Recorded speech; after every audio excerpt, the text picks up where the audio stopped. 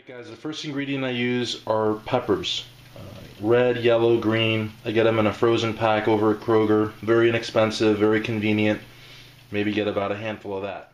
Second ingredient is mission flour tortillas.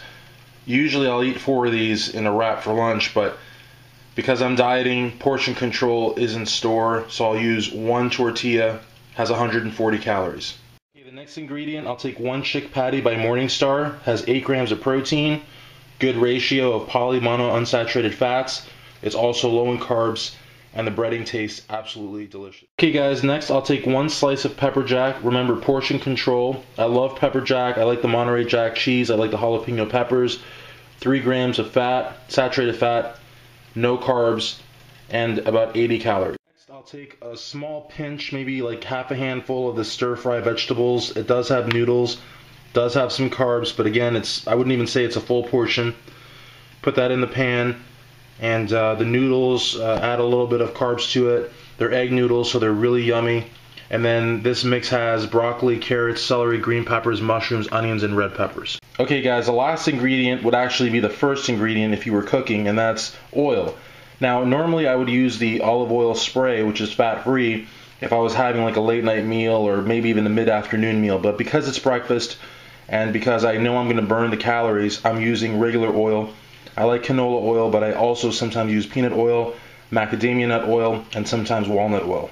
Alright guys, it's ready to go. I've let it sit here for about 3 or 4 minutes. I know I need to clean my pan, but I kind of like the flavor.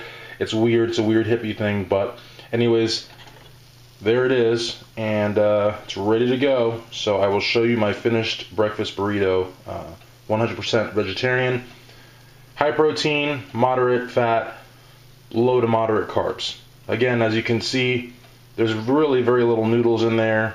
The breading on the chick patty is minimal carbs.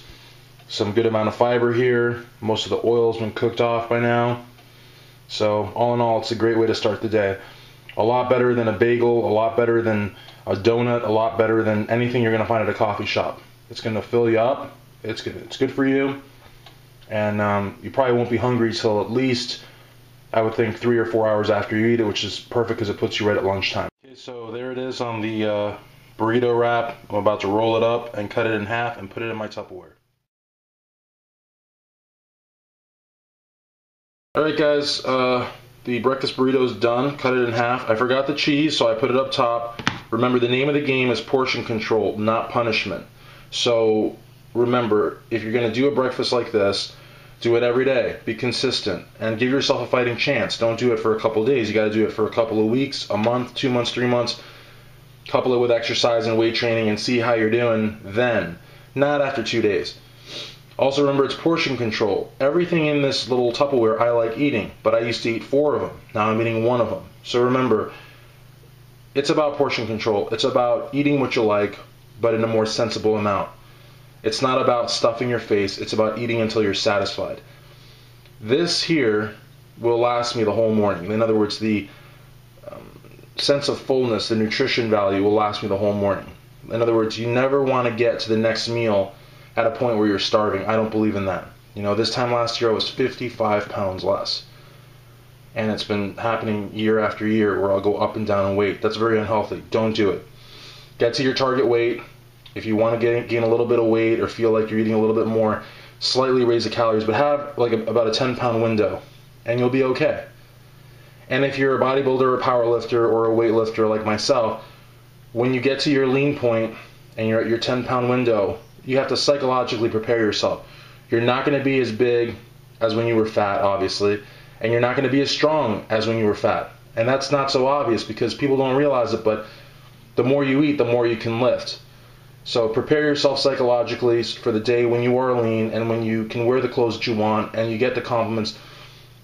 Prepare yourself psychologically for not being able to, bench 315. Be happy benching, 225 or 265 or 270, but just understand you may not be able to get to 315 as easily as before. If you can do that, you'll be okay, and you'll live healthier, better life.